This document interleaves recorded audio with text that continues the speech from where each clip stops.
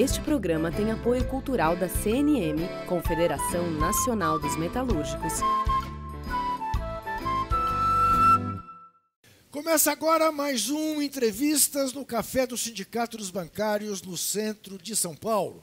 Vamos conversar com o cientista político Vitor Marchetti. Vitor Emanuel Marchetti Ferraz Júnior é formado em Ciências Sociais pela PUC, a Pontifícia Universidade Católica de São Paulo. Na mesma universidade, ele obteve os títulos de mestre e doutor. Atualmente, Vitor é professor adjunto da Universidade Federal do ABC. Estuda ciência política com foco na organização do Estado e do governo.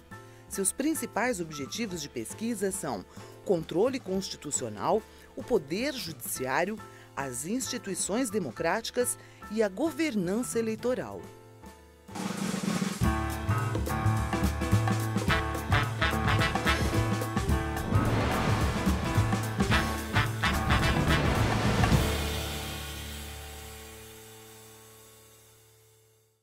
E para fazer este programa conosco estão a advogada e professora de Direito Constitucional da Fundação Getúlio Vargas, Heloísa Machado de Almeida. E também Érica Meirelles, servidora da Defensoria Pública do Estado de São Paulo e membro da Executiva Nacional da Associação Brasileira de Juristas pela Democracia. Eu queria agradecer muito a presença de vocês, agradecer a presença do professor Vitor e começar com esta pergunta singela, professor Vitor Marchetti. Nós assistimos até o golpe do impeachment e depois dele um processo claro de judicialização da política. Hoje, dia 25 de junho, terça-feira, 15 para as 3 da tarde, horário em que gravamos o programa, era para estarmos na expectativa de um julgamento que envolve a sentença e a prisão do presidente Lula. E o STF resolveu deixar para as calendas, deixar para agosto. Eu lhe pergunto, é a coroação, se não da judicialização da política, mas da politização do judiciário? Olha, Juca, esses dois fenômenos são faces da mesma moeda, né? Se a gente colocar em perspectiva histórica, a judicialização da política ela veio um pouco nos regimes pós-Segunda Guerra Mundial, na construção do Estado de bem-estar social na Europa, quando você constitucionalizou uma série de direitos, quando você consolidou uma série de direitos, construiu um Estado provedor e, na sequência, vem reformas liberais que vão um pouco tirando as prerrogativas do Estado, mas aí você tinha ainda todo um arcabouço legal, uma série de proteção, uma série de direitos, que criou a possibilidade de que aqueles anseios e demandas da população não eram mais atendidas pelo Estado provedor, ou pelo campo da política, ou pela arena política tradicional, mas desaguavam um pouco nos tribunais, e os juízes, diante de uma legislação que tinha consolidado um pouco esses direitos todos, acabavam um pouco sendo chamados a essa arena política, né? Então, a judicialização da política, aí na ciência política, tem bastante gente que estuda esse fenômeno, né? Um fenômeno que é esse fenômeno das constituições que constitucionalizaram uma série de direitos, criando oportunidades para que os direitos sociais não se realizassem apenas no campo das políticas públicas, no campo tradicional da política, mas que o cidadão pudesse bater às portas do judiciário e ter esses direitos atendidos, ou buscar uma outra via que não a via tradicional das disputas políticas. Ocorre que isso vai produzindo dentro do judiciário, e aí a gente começa a desembarcar um pouco no cenário brasileiro, né, começa a aterrissar aqui no cenário brasileiro. Isso vai criando dentro da lógica do judiciário, dentro dos atores judiciais, e aí eu não estou pensando só no papel dos juízes, mas numa gama mais ampla de atores judiciais, e aí eu estou pensando muito aqui no papel dos promotores, do Ministério Público, estou pensando aí numa série de atores que compõem, né, todo o sistema judicial brasileiro. Essa série de atores sempre nutriu uma série de desconfiança em relação à capacidade da política de fato, produzir soluções para o país, né?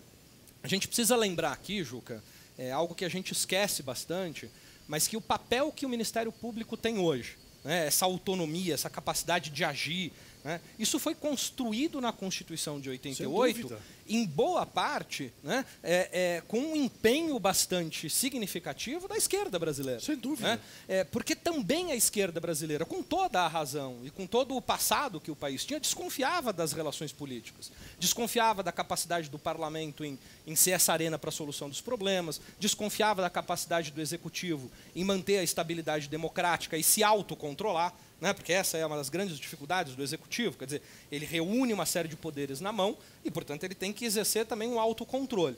Então, nós tínhamos um clima e um ambiente também de desconfiança da política, com a capacidade de solucionar os problemas dentro de um quadro democrático estável. Então, nesse momento, a gente empoderou, a gente colocou força nessas instituições, entendendo que aquelas poderiam ser vias para realizar direitos e para proteger certos valores que não poderiam, que estariam ameaçados no cenário político.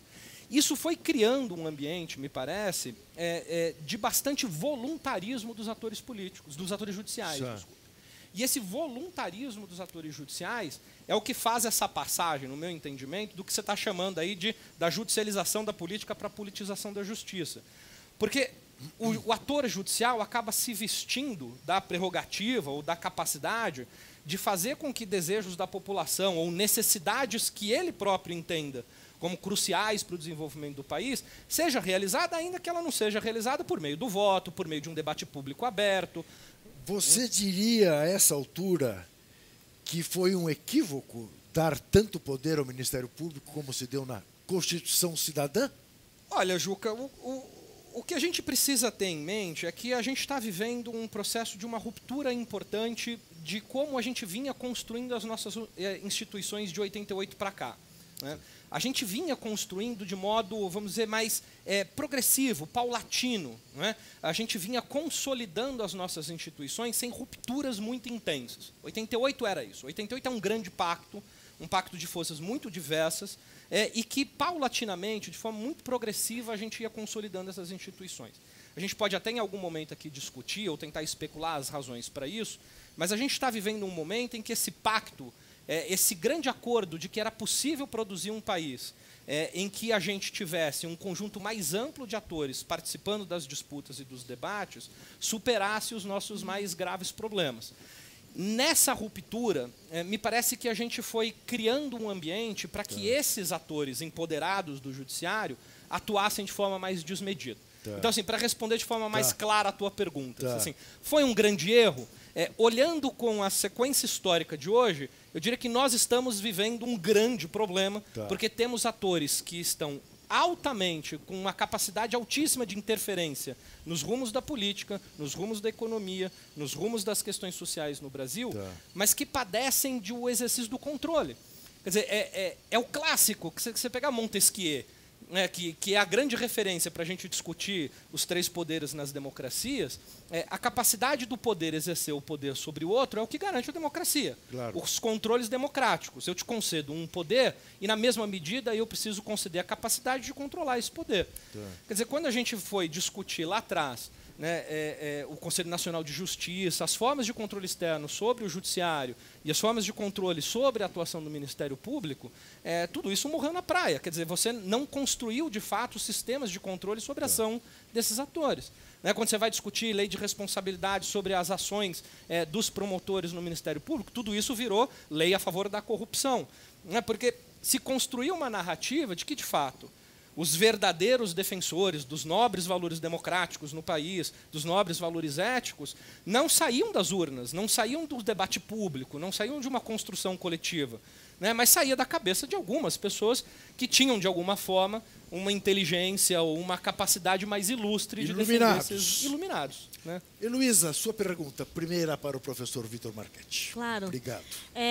Vitor, eu acho que essa análise geral sobre a desmedida da atuação dos juízes e dos promotores e esse cenário que permitiu essa crise na qual nós estamos agora é muito precisa.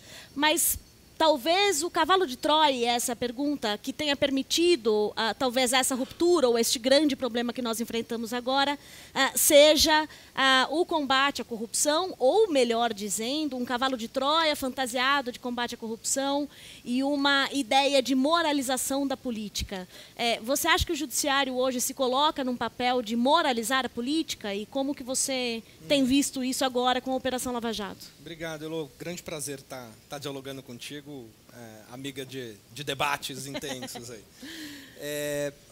Olha, Elo, assim, eu não tenho a menor dúvida de que o debate sobre o combate à corrupção é o que de fato trouxe esses atores com a força que tem hoje, porque a bandeira do combate à corrupção ela tem grande apelo popular, né? Mas se a gente parar para olhar, a bandeira do combate à corrupção em si é uma bandeira vazia, porque o que significa o combate à corrupção? Né? Você combate a corrupção fortalecendo as instituições do Estado de Direito. E o que a gente tem visto é que a opção que se fez, ou pelo menos a construção do combate à corrupção recente, foi exatamente a dissolução das instituições. É aquela velha história do jargão, jogar a água do banho sujo com a criança junto. Quer dizer, e a gente tem feito isso reiteradamente, a gente não fez isso só uma vez, a gente tem reiteradamente jogado a criança junto com a água do banho. Né? Combater a corrupção se faz dentro do fortalecimento do Estado de Direito.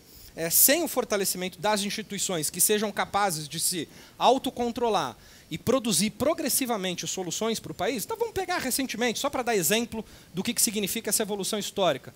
Lei de acesso à informação, o fortalecimento da Polícia Federal, o equipar a Polícia Federal, garantir de fato lá a autonomia do Ministério Público lá em 88, quer dizer, todos esses eram instrumentos que, olhado isoladamente, eram instrumentos muito capazes de produzir o controle sobre a corrupção, de progressivamente produzir um Estado que fosse mais responsável com o dinheiro público. Né? A gente sabe das mazelas que tomam conta da história do Estado brasileiro, do patrimonialismo, né? De tudo que há muito tempo, né, produz desvios da nossa República, produz insuficiências da política pública de resolver os nossos mais graves problemas. Só que, sob a perspectiva de combater a corrupção, a gente está indo por uma direção que é enfraquecer o Estado de Direito. E ao enfraquecer o Estado de Direito, a gente enfraquece uma série de outros ganhos que já vinham sendo consolidados. Quer dizer, veja, quando a gente fala de Estado de Direito hoje, a gente precisa lembrar que uma grande parcela do Brasil já não é atendida pelo Estado de Direito.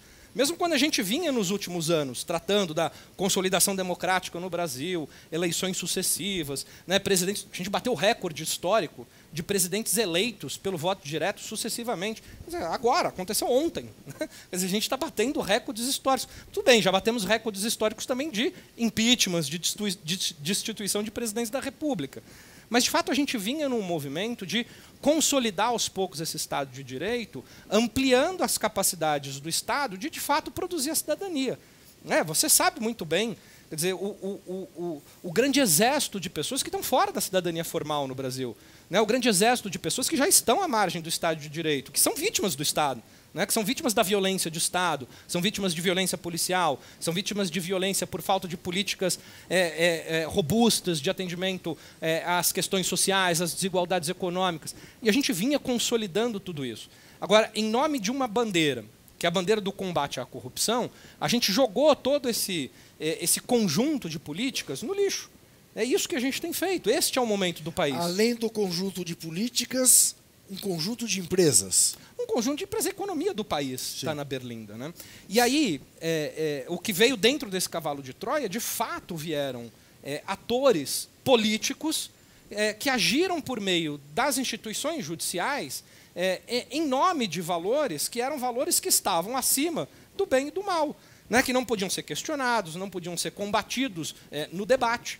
Não podiam ser combatidos de forma democrática. E, de certa maneira, instituições que se desvencilharam da regra jurídica, que é o único lastro de legitimidade de atuação do Judiciário, do Ministério Público. Então, quando eles abandonam a legalidade para vestir a bandeira, né, e a camisa do combate à corrupção a qualquer preço, você tem, acho que, o ponto mais agudo dessa crise que você descreveu muito bem. Olha, eu acho que assim, as revelações que a gente tem recebido agora do Intercept, com as divulgações das conversas, a gente está vivendo uma versão light do bandido bom a bandido morto. Né? A gente está vivendo essa versão light, uma versão institucionalizada, uma versão de toga mais limpinha. Né? Mas a ideia é a mesma. Quer dizer, para combater o bandido, para combater a criminalidade, pode se torturar, pode se matar, porque, afinal de contas, a gente está produzindo bem. Quer dizer, quem estava empoderado lá, faça a limpeza que precisa ser feita, era o guarda da esquina, agindo ali. Mas a gente está vendo que essa é a mesma lógica de falência do Estado de Direito, que ao invés da gente construir um Estado de Direito que pudesse controlar esta lógica de que, em nome de um valor, eu posso destruir qualquer proteção de direito, essa lógica está permeando as mais altas instituições do país. Então, para se combater a corrupção, vamos romper toda a lógica do processo formal. Vale tudo judicial. Vale tudo. Eu vou querer explorar mais isso, mas depois que a Érica fizer a pergunta dela. Por favor. Obrigada, Juca. Primeiro eu quero agradecer, enfim, dizer de enorme satisfação em dividir esse espaço com cada um de vocês. Vitor, minha pergunta é no sentido da espetacularização do judiciário.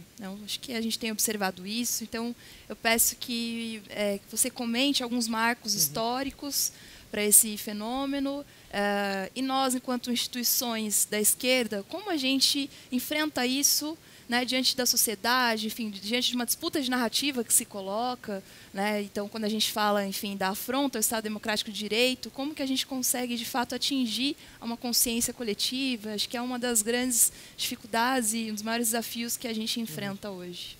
Marica, obrigado, prazer te conhecer. Obrigado pela pergunta. Olha, eu estudei, no meu doutorado, estudei justiça eleitoral.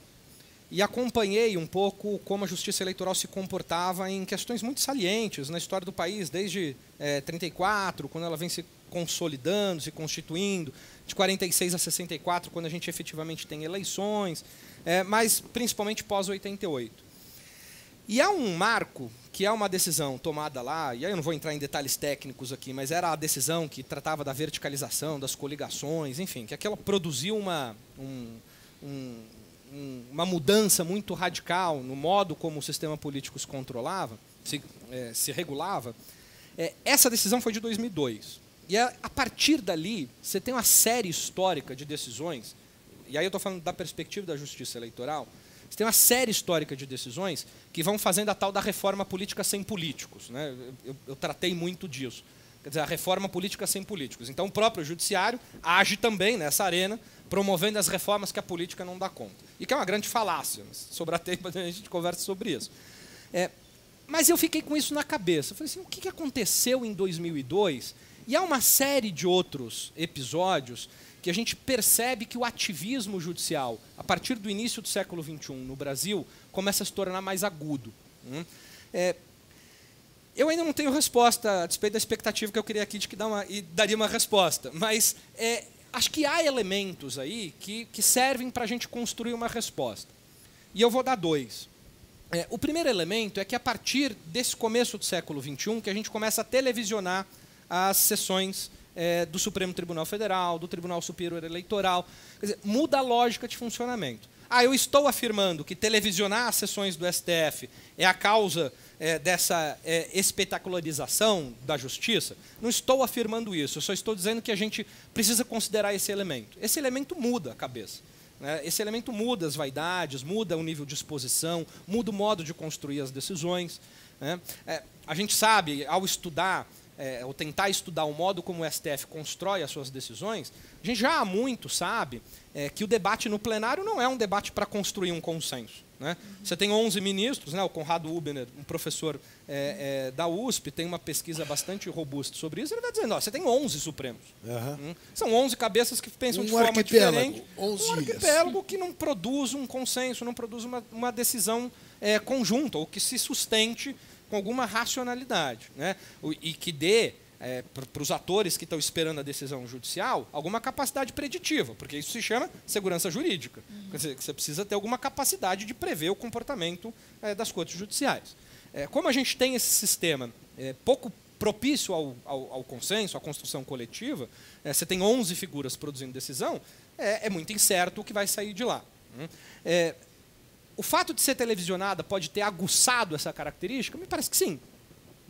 Me parece que essa característica foi aguçada pela possibilidade de se visibilizar, de se tornar mais, ganhar adesão pública ou dialogar com outras camadas da população ou com outros atores, tendo as transmissões ao vivo. Tá? Não estou dizendo que isso é a dimensão única e explicativa. Agora, também em 2002, a gente tem uma mudança de forças políticas importante no país. Né? Quer dizer, é o ano em que o presidente Lula é eleito, em que o PT chega ao governo. Isso tem um efeito sobre o arranjo político brasileiro que não é nada desprezível. Quer dizer, a gente está assistindo, de fato, a nossa democracia se consolidando do ponto de vista das sucessões, do ponto de vista da troca efetiva de agentes políticos que representam coisas diferentes. Né? Então, a partir do início do século XXI, você tem mudanças que são estruturais na política brasileira e mudanças que são pontuais que podem ser um pouco essa dimensão da explicação. Agora,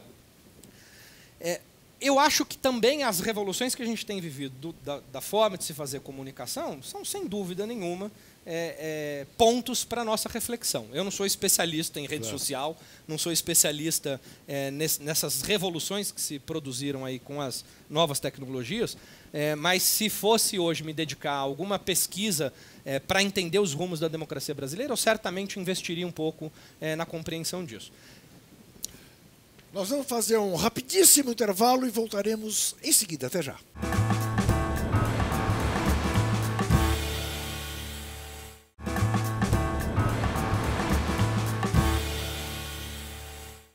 Voltamos ao Café do Sindicato dos Bancários do Centro de São Paulo com o programa Entrevistas, conversando hoje com o cientista político Vitor Marchetti.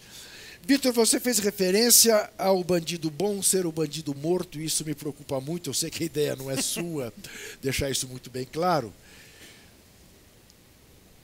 Dado o fato de que não é novidade para ninguém, que temos, de um lado do governo federal,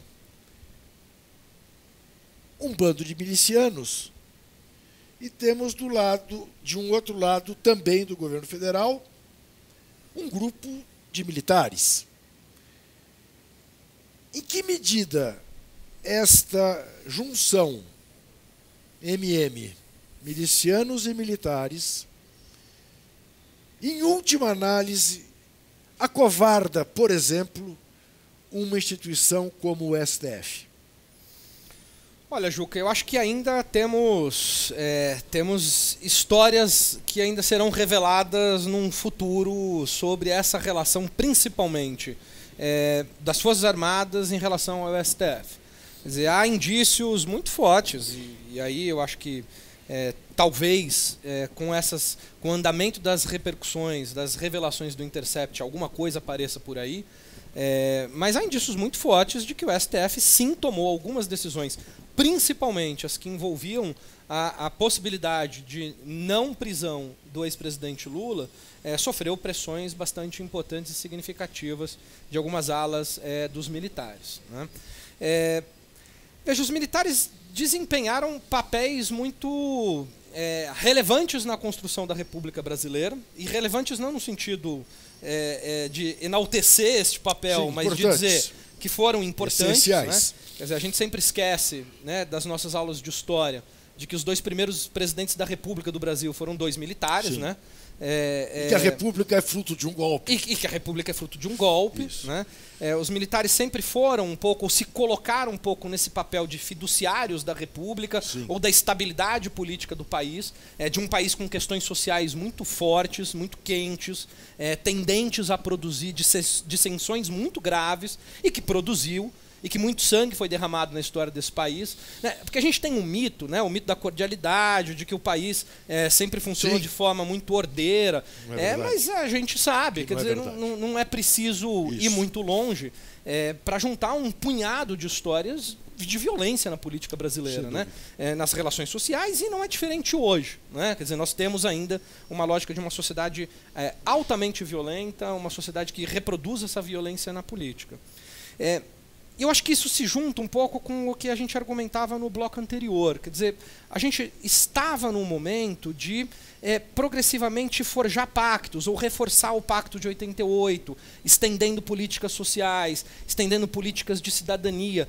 Essa sim é a verdadeira forma da gente produzir uma sociedade menos violenta. E violência não só a violência da morte matada, né? Mas a violência da pobreza, a violência das desigualdades, a violência da brutalidade, das relações do cidadão com o Estado, enfim. Essas violências a gente tinha condições de produzir algum tipo de pacto que pudesse saná-las. Mas a gente está indo numa direção absolutamente contrária a essa, né? Quer dizer, e o fato de hoje você ter pessoas que ocupam o mais alto posto da República no Brasil, que claramente, com provas muito contundentes, têm relações muito estreitas com as milícias, que são, de alguma maneira, o produto da falência da segurança pública, das polícias militares, de toda a lógica desta cidadania que não se construiu plenamente. Né? Porque a cidadania, você vê, quando a gente pensa as revoluções liberais, de onde surgiu a ideia de cidadania, era o cidadão se protegendo do Estado. Quer dizer, as revoluções liberais lá do século XVIII, está um pouco essa lógica. Quer dizer, você constrói uma série de direitos para o indivíduo se proteger do Estado. Paulatinamente, a gente vai avançando para a lógica de que o Estado também precisa zelar, proteger o cidadão, produzir mais direitos, tal. Mas a essência do liberalismo é produzir arranjos para que o cidadão não seja vítima do próprio Estado, vítima de violência física mesmo, né? Que seja alguém que seja zelado na sua condição de indivíduo pelo Estado. Só que nós temos uma lógica de discurso liberal no Brasil que olha apenas para a lógica das relações econômicas e esquece a dimensão fundamental e essencial do liberalismo, que é produzir uma relação do Estado com o cidadão que seja uma relação de preservação desse cidadão.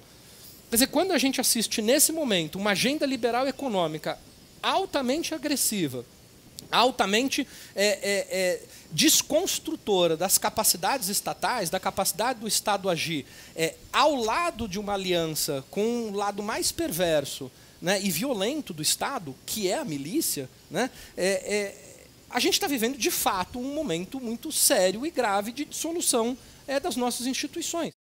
Porque o que temos aí hoje, que ascendeu ao governo, não tem disposição para repactuação. Porque a sua sobrevivência é exatamente a dissolução dos pactos. Quer dizer, as milícias são isso, né? A lógica miliciana é um pouco isso, né? Quer dizer, você dissolve todos os pactos que mantêm os indivíduos funcionando numa lógica republicana, numa lógica cidadã, e impõe o seu poder por meio do medo, por meio da pressão, por meio do achaque. Como é que você vê o fato de a grande mídia brasileira não estar preocupada, aparentemente, com isso, Vitor? Olha, Juca, eu acho que houve apostas muito altas na eleição do Bolsonaro. Sim. Eu acho que setores da economia, setores, e que, portanto, das grandes corporações de imprensa envolvidas nisso, houve uma aposta de que era possível produzir este novo pacto rapidamente, com bases de um liberalismo mais agressivo na economia. Porque, veja só... Mas espera um pouquinho, mas com bases do liberalismo nós estamos de acordo. Agora, é evidentemente que a grande imprensa não desconhecia o entorno de Jair Bolsonaro. Como é que alguém minimamente informado, inteligente, bem formado, como são os que decidem os caminhos da grande imprensa, como é que essa gente pôde acreditar que daí sairia alguma coisa que permitisse um novo pacto? Olha, Juca, minha intuição é que as apostas foram feitas sob a esperança ou expectativa de que ele fosse uma figura que agisse só à margem, ia ficar ali apenas animando a sua torcida, enquanto os rumos do país seriam decididos pelos superministérios, seriam decididos pelos órgãos técnicos como Paulo Guedes, Sérgio Moro, e que ele fosse ali uma figura que produziria alguma animação de plateia, mestre de cerimônia, com alguma repercussão popular, que consegue levar gente para as ruas, que tem ali uma capacidade nova de fazer uma comunicação nas redes sociais, mas que, de fato, os grandes interesses estruturais do país estariam em outras mãos. Eu acho que desprezaram o impacto de ter uma presidência da República nas mãos de uma figura que não tem preparo nenhum para isso. E como você bem disse, quer dizer, a história do Jair Bolsonaro, não só no parlamento, mas mesmo a sua história pregressa nas Forças Armadas, já mostrava uma personalidade muito pouco disposta a produzir arranjos, acordos, conversas, diálogos. Quer dizer, essas expressões todas passam ao largo dele. É isso. Passam ao largo dele. Luísa. Bom, nós estamos justamente nesse momento de tentar entender qual é a força do atual presidente da República para, de fato, implementar a sua agenda legalista autoritária, vamos chamar assim, nos moldes de Hungria, nos moldes de Polônia, como todos os livros sobre crise democrática nos ensinam que se dá o autoritarismo nos nossos dias. E o que a gente tem visto é que o Congresso tem conseguido segurar algumas coisas, não é? O debate sobre medidas provisórias, a própria reforma da Previdência foi deslocada do governo para um projeto alternativo do Maia, e que o Supremo Tribunal Federal parece que começou a encampar uma agenda contra pontos sensíveis do governo federal.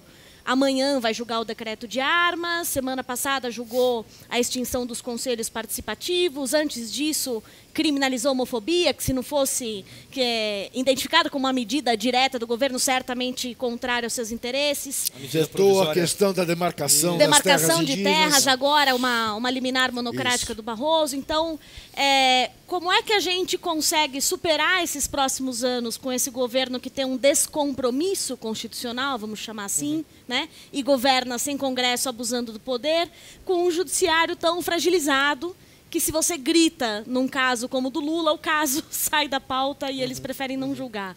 Como é que a gente consegue prever esses próximos 4 anos com o judiciário? Acrescentando a tudo o que disse a Heloísa, esse recente manifesto da Associação dos Juízes Federais, pedindo a exclusão de Sérgio Moro dos seus quadros, dadas as revelações feitas pelo Intercept. Olha, pegando primeiro a dimensão do parlamento, né? Tá. A gente vai assistir, provavelmente aí nos próximos meses, a gente já tem visto isso, uma movimentação muito atípica do parlamento brasileiro, né? Quer dizer, o que a gente chamou de presidencialismo de coalizão até ontem, né? Que era a grande chave explicativa do funcionamento da democracia brasileira, era uma espécie de um acordo tácito de cooperação entre executivo e legislativo. Então, o executivo pautava aos moldes mais tradicionais de um parlamentarismo. Quer dizer, o executivo pauta, né, e o parlamento banca aquela pauta e produz a decisão, né? Então, você tinha lá os instrumentos de cooperação do presidente para que isso acontecesse. A gente já vive uma crise desse tal presidencialismo de coalizão há algum tempo. E nesta presidência, o Bolsonaro não tem a menor disposição e sequer vontade de lançar mão desses instrumentos para negociação com o parlamento. Ele está indo muito numa lógica de confronto e ruptura. O movimento do parlamento, neste momento, tem sido interessante porque tem produzido uma pauta para o país, já que a pauta não vem do executivo. Não estou entrando no mérito da qualidade da pauta, né? Mas o fato do parlamento reunir algumas lideranças para produzir uma pauta já é um fato bastante atípico na nossa República. Me parece que, dada a conjuntura de que, com poucos meses de governo, a inabilidade já está mais do que evidente do presidente governar com o Congresso, acho que a saída parlamentar, a saída do parlamento, tem sido um pouco produzir uma pauta própria e tentar impor essa pauta ao Executivo. O quanto a presidência da República vai aceitar que, de fato, a pauta seja conduzida dessa forma, não me parece que ainda está claro, né? O quanto ainda essas tensões vão continuar subindo o tom. Porque, lembrando, o Bolsonaro depende de palanque, depende da lógica de campanha do tensionamento constante para manter sua popularidade, né? O Centrão entrou na bola da vez. As últimas manifestações que foram mobilizadas pelo bolsonarismo... Foi contra o Supremo e contra o Centrão. Contra o Supremo e contra o Centrão, né? Quer dizer, o Centrão, portanto, é um pouco essa expressão da política negociada, da política de conciliação. Portanto, vamos usar esse espantalho para garantir a força do presidente. Agora, um outro episódio que me parece aí mais delicado é o quanto o STF vai se posicionar institucionalmente nesse debate e nessa tensão. Porque esse aí é o ônus da politização do judiciário que a gente tem assistido nos últimos anos no Brasil. Porque o que acontece quando você vai para o debate público? Ir para o debate público é se queimar. Ir para o debate público é enfrentar a divergência, é enfrentar o conflito, é se expor. O papel do Poder Judiciário é exatamente forjar consensos, é produzir decisões que, ainda que não sejam boas para ambas as partes, né, mas produzir decisões que sejam legitimadas. Legitimadas porque elas estão calcadas na lei, estão calcadas no devido processo legal. Os meios a se chegar às decisões no Judiciário são mais importantes do que os fins.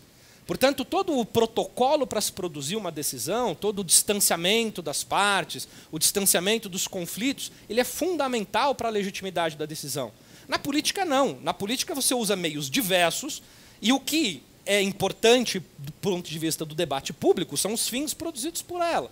Então, o Judiciário é aquela instituição em que o zelo pelos meios é fundamental. E o que a gente tem visto nos últimos anos é exatamente o abandono dos meios e da formalidade de se produzir decisões, focando em fins, focando em efeitos que vão ser produzidos. Seja lá da justiça eleitoral, que aí eu estou puxando a sardinha para o que eu estudo, e era isso mesmo. Portanto, o STF rompeu tanto com a sua própria lógica, rompeu tanto com a lógica de funcionamento da justiça nos últimos anos, né? Seja legitimando o vazamento de áudio que não podia ter sido vazado, do presidente da República. Quer dizer, isso é gravíssimo. Quer dizer, o que aconteceu do ponto de vista de ruptura institucional ali é de uma ordem de grandeza que você não cura com um esparadrapo, né? Que você não cura com pequenos remendos. Mas ali a mensagem era mais importante do que o meio. Pois é. Já no caso do Intercept, o ministro Moro acha que não, que o importante é o meio, não é a mensagem. Curioso isso. E a seletividade do judiciário operando. Exatamente.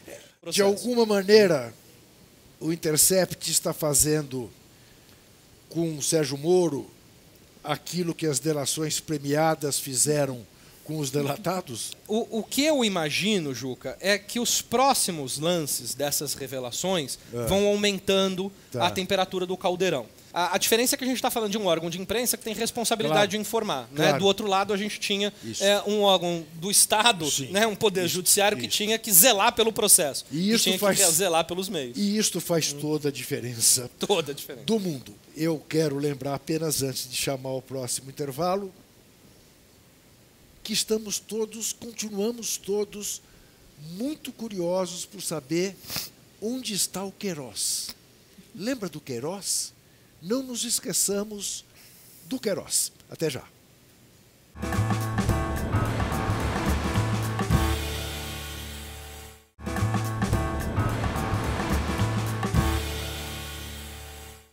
Voltamos ao Café do Sindicato dos Bancários, no centro de São Paulo, com o programa Entrevistas. E o nosso convidado é o cientista político Vitor Marchetti, que responde agora à nossa convidada, Érica. Gostaria de pedir que você comentasse um pouco, no processo atual, tendo em vista tanto a Vaza Jato, enfim, a questão da Intercept, quanto os novos elementos que também comentamos aqui hoje, dessa disputa de narrativas, se você vê uma perspectiva de que esse mito seja de fato enfrentado, enfim, combatido, e em que caminho que nós estamos diante disso? Olha, Erika, você traz aí um elemento que é um elemento quente para a gente pensar onde estamos, que são as manifestações juninas lá de 2013. Né? Quer dizer, a gente está aí completando um ciclo dessas manifestações. E aí eu acho que já tem um material bastante rico de interpretações sobre o que significou as jornadas, né? O que significou aquele 2013, e o quanto de fato ali a gente começou a endossar um sentimento de anti-institucionalidade, de antissistema. Né? Eu, particularmente, acho que há um erro de interpretação em considerar que a eleição do Bolsonaro era uma reação ao PT, que a eleição do Bolsonaro se resume ou se explica unicamente ao antipetismo. Claro, o antipetismo é forte, a gente conhece e há muito tempo. Né? O antipetismo não é uma novidade. Né? Isso é normal para instituições que se consolidam. O PT se consolida como uma instituição político-partidária, uma das mais fortes das democracias ocidentais, e é natural que se produza antipatias a essa instituição. Mas este sentimento de antipetismo ele foi somado de forma muito robusta a um sentimento antissistêmico. Né? Eu acompanhei algumas pesquisas importantes sobre um pessoal que está mapeando redes e tentando ver lá os compartilhamentos nas redes bolsonaristas em WhatsApp. E eu me surpreendi com a foto que foi mais compartilhada nessas redes. E a foto que foi mais compartilhada nessas redes é uma foto do Fernando Henrique Cardoso e do Lula distribuindo um panfleto num ato político. E a lógica dessa distribuição era dizer o seguinte: PT e PSDB produziram até este momento um falso pacto democrático. Eles estavam aí simplesmente para roubar o seu dinheiro. Peraí, professor, só sem querer te interromper, porém interrompendo, como diz Jô Soares. Ficou claro nas revelações do Vaza Jato a proteção a Fernando Henrique Cardoso. Cadê o antissistema? Então, e cadê o bolsonarismo que considerava o Fernando Henrique o aliado de primeira ordem do lulismo? Sim, né? Que devia ser morto. Esse foi nominado. Morto, exatamente. Entre os 30 mil mortos, o Fernando Henrique foi nominado. Então, e aí esse discurso se esvazia. Né? Quer dizer, cadê a força desse discurso? Que não podia ser miligrado. Exato, que era o discurso que animava um pouco essa plateia, de que, olha, o que temos aí é diferente, não há conluio com ninguém, os alvos são diversos e apartidários, porque, ao fim e ao cabo, estamos interessados em produzir uma renovação ética no país. E o que a gente tem visto é que havia, sim, uma seletividade importante. Portanto, o fato de Fernando Henrique e Lula terem sido um material um dos mais divulgados no WhatsApp é importante, inclusive, para a gente refletir a reação aos áudios vazados agora, as conversas vazadas sobre a seletividade do Fernando Henrique. Agora, como reagir a tudo isso e como produzir uns movimentos de enfrentamento e o quanto, na realidade, o governo Bolsonaro ainda tem de lenha para queimar nessa popularidade, é uma pergunta que eu não me arriscaria aqui a responder. Eu acho ainda que a lógica do Bolsonaro é uma lógica que ainda tem fôlego, ainda tem vitalidade, que é a lógica do palanque. Mas ela, uma hora ela vai perder esse vigor. Eu só não consigo apostar em que momento isso vai acontecer. Fazer televisão é um desafio delicioso, principalmente quando você está gravando. Ainda bem que no começo do programa, você há de se lembrar, eu disse, são 15:03 do dia 25, o STF deveria estar julgando o pedido de habeas corpus para soltar o ex-presidente Lula. Eis que agora são 3:55 e o STF está julgando 2 habeas corpus, da soltura do presidente Lula e da suspeição do ministro Sérgio Moro como juiz. Razão pela qual, evidentemente, a gente dá uma pequena desviada de assunto e pergunta ao professor. Eu não tenho que responder nada, é ele. Veio aqui, está sendo regiamente pago para dar essa entrevista. Professor Vitor Marchetti, como entender essa surpresa? Estava fora da pauta ontem. Entrou na pauta, assim, de sopetão. Não, de sopetão não foi, né? Quer dizer, havia lá a previsão, o que houve foi uma tentativas de manobra nessa pauta. E a Elo é a grande especialista em regimento interno do STF, pode até nos ajudar a entender como isso entra, mas o ministro Gilmar Mendes tinha ali uma prerrogativa de colocar o assunto a ser debatido pelo plenário e aparentemente fez uso disso. A gente também está aqui tentando capturar as informações que de fato seguiram aí. O que já tem de informação me parece ser mais do que o suficiente para mostrar que, de fato, houve seletividade, houve ruptura da legalidade, houve conluio entre o juiz e os promotores. Quer dizer, de todos os elementos que estão dados, né, não há qualquer hipótese de que este processo tenha sido feito dentro da sua regularidade. Portanto, nesse momento, o STF, se fosse zelar pelos bons procedimentos judiciais, né, deveria certamente garantir a concessão do habeas corpus ao ex-presidente Lula. E, Luiz, eu sei que eu vou fazer agora com você uma profunda maldade, mas foi o Vitor que levantou a bola. Já que você é a nossa especialista em procedimentos do STF. Eu não quero que você diga, Juca, vão soltar ou não vão soltar, porque isso seria demais, de maldade demais. Um corintiano jamais faria isso com uma palmeirense. Olha. Você não é palmeirense? Juventina. Então faço como a Juventina, porque estamos na mesma família. Como é que você interpreta essa reviravolta? Quer dizer, o fato de estar havendo o julgamento. O caso do Lula, ele é todinho marcado por excepcionalidades. Né? Nada do que deveria acontecer, como o Vitor bem disse, em termos de segurança jurídica, aconteceu. A condenação, a revisão da condenação, a atuação do STJ, o tempo das decisões e como o Supremo acabou lidando com a prisão após condenação em segunda instância. Né? Ano passado foi todinho marcado por uma negociação ou até manipulação de pauta, como diria o Marco Aurélio, para não se permitir o julgamento desse caso que poderia afetar a liberdade do Lula naquele momento. Né? Então, neste caso especificamente, o Gilmar Mendes, há 2 semanas atrás, anunciou que julgaria o habeas corpus, que devolveria o caso do Lula para julgamento, assim que os áudios pelo Intercept foram vazados, né? Os áudios e as conversas. Né? O Gilmar Mendes disse isso porque ele estava com vista desse habeas corpus. Então, esse habeas corpus, teoricamente, começou a ser julgado, Gilmar Mendes pediu vista, e pelo regimento interno do Supremo, ele pode devolver a qualquer momento, em sessão, essa vista que ele tomou. Né? Mas o caso estava na pauta, publicado na pauta, e de ontem para hoje teve essa, acho que tentativa, o Vitor explicou muito bem, essa pressão para eventualmente não ser julgado, né?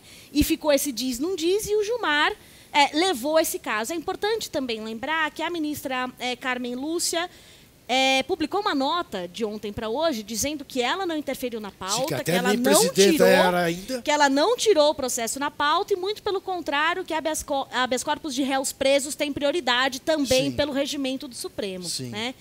Então, me parece que o ministro Gilmar Mendes não quis arcar, neste momento, com o ônus de se deixar esse caso durante todo o recesso judiciário sem julgamento. Né? Nós temos as últimas sessões do Supremo essa semana. Né? E colocou isso para julgamento.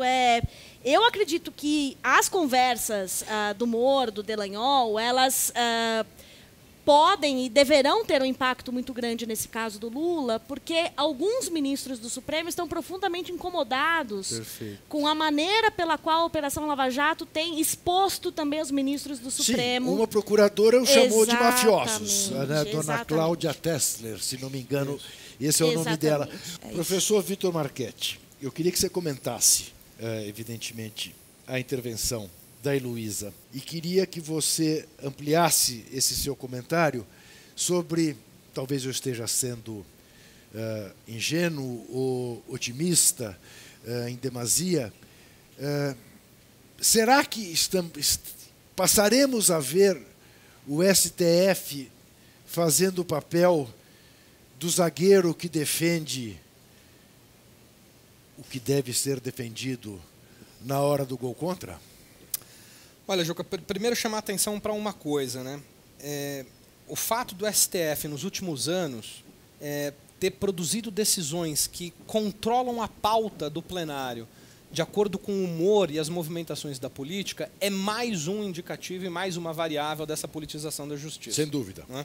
Quer dizer, porque controle de pauta, o que vai ser debatido, o que não vai ser debatido, o que tem repercussão pública, o que não tem, o que é polêmico, o que não é, isso é típico da política, esse é o dia a dia da política. Claro. Né? E a gente passou a aprender a olhar mais para o poder dos presidentes da Câmara, presidente do Senado, porque, afinal de contas, são eles que pautam, né, o debate. E a gente aprendeu também, infelizmente, nos últimos anos, que a presidência do STF tem uma função adicional, que era uma função que a gente debatia muito pouco publicamente. Quem, obviamente, acompanhava mais de perto as pesquisas no STF já entendiam esse papel estratégico, mas a gente passou a entender isso do ponto de vista do debate público, que o controle da pauta do que vai em julgamento é fundamental e ele está antenado nas movimentações políticas. Muito menos, aí, portanto, focado no processo, muito menos focado... Veja, a gente está falando de vistas em um habeas corpus. Né?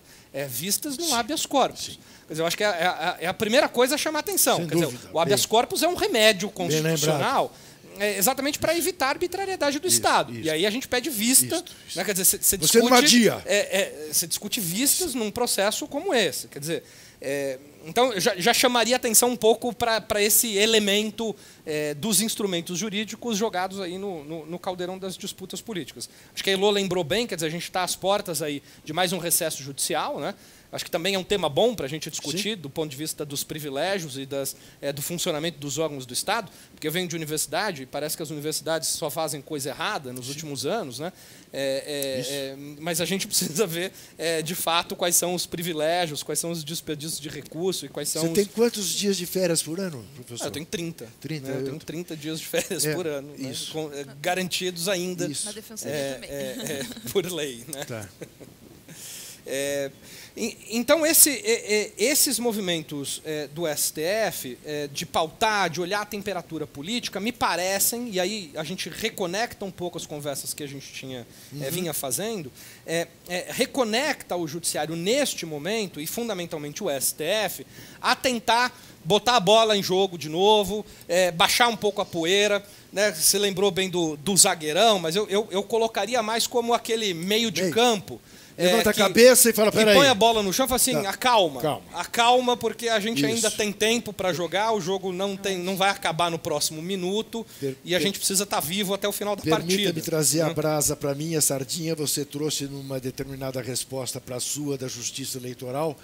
Assim, um doutor Sócrates. Um doutor Sócrates. Cabeça eu acho que erguida. Exatamente. Perfeito. Né? Tá. Que dá um pouco o ritmo do time. Né? Tá.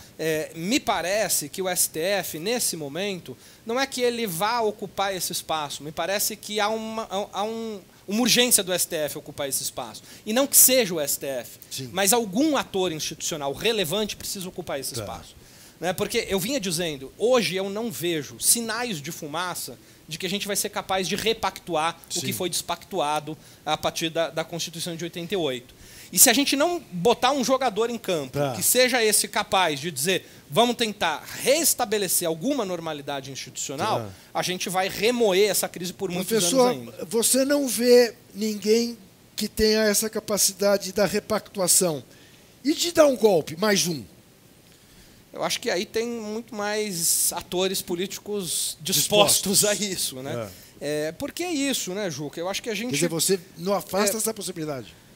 Olha, eu aprendi com esse desafio de tentar fazer análise de conjuntura, e eu não te disse, mas como cientista político eu já fiz aí cobranças judiciais de adicional de insalubridade, porque minha função é um pouco tentar entender conjuntura, e para entender conjuntura no Brasil só com adicional de insalubridade. Faz sentido. Quer dizer, nos últimos anos eu aprendi que não posso mais cravar qualquer impossibilidade a ser produzida pelo nosso sistema político. As condições para uma ruptura institucional mais forte, para uma centralidade de governo que rompa, por exemplo, com os rituais eleitorais, com os rituais mais superficiais da democracia, que são as eleições, tal, porque eu estou dizendo, os mais superficiais são esses, né? Os compromissos democráticos mais fortes vão para muito além de fazer eleições, né? Mas romper com isso, me parece ainda que não temos condições institucionais para isso. Acho que não tem nenhum ator hoje político robusto o suficiente para conseguir sustentar esse negócio. E não há clima internacional, me parece, também a sustentar isso no Brasil. Porque me parece que a forma como esta nova direita tem agido e a nova agenda ultraliberal tem agido é dentro de alguns marcos básicos da democracia. Ela dispensou aquilo que foi o seu ritual tradicional lá nos 60 e nos 70, de que era preciso promover rupturas institucionais mais fortes e promover uma centralidade de governo para implantar a sua agenda. Me parece que a lógica hoje é outra. Mesmo com esse maluco do Trump lá em mas Washington. mesmo o maluco do Trump agindo dentro de algumas lógicas institucionais da democracia norte-americana. E isso acontecendo na Turquia, isso acontecendo em diversos países do mundo em que você tem o funcionamento de alguma normalidade institucional. E aí, veja, eu estou chamando de normalidade institucional o que foi a última eleição no Brasil. A última eleição no Brasil, ela teve os seus principais candidatos presos intencionalmente para não disputar as eleições. Isso não sou eu que estou interpretando, mas acho que já há provas o suficiente para fazermos essa afirmação. Houve uma eleição em que você teve disparos de mensagens, ou seja, atividades de campanha ilegais, não é? Produção de mentiras, notícias mentirosas, falaciosas. Enfim, você teve uma série de ilegalidades que foi produzida nessas eleições que a gente poderia, de alguma maneira, questionar a legalidade dessa eleição. A gente poderia questionar o quão limpa, de fato, foi essa eleição. Agora, dentro das regras democráticas mais tradicionais e superficiais, ela funcionou, ok. O eleitor foi às urnas, votou, se computou os votos, não há dúvidas. Eu, pelo menos, não lanço essas dúvidas sobre a capacidade das nossas urnas, de fato, contabilizarem os votos. Isso tal, não, fraude, quem tinha dúvida sobre isso foi quem ganhou. Exatamente. Né? Que dizia, inclusive, antes das eleições, que não aceitaria os resultados caso não fosse vencedor. Quer dizer, isso já mostra o descompromisso com os rituais mais básicos da democracia. Sem dúvida nenhuma. Eu agradeço muitíssimo a presença de vocês duas. Eu diria que vocês enriqueceram muito a nossa conversa, até por nos ajudar neste momento em que o rumo das coisas mudou. Temos mais de um ano já de entrevistas e é a primeira vez, Vitor, que no meio dela acontece uma coisa que nos faz, de alguma forma, mudar o rumo, mas te agradeço muitíssimo exatamente pela cintura, pela capacidade de nos fazer entender melhor o momento que nós estamos vivendo. Eu quero agradecer, claro, a você, telespectador, e lembrar que tem entrevistas toda quinta-feira, às 10 da noite, aqui na TVT, na Grande São Paulo, canal 44.1. No YouTube, a qualquer hora, é claro, em qualquer lugar do planeta Terra. Para nos apoiar, acesse o endereço catarse.me/TVT. Até semana que vem. E não se esqueça, desesperar jamais.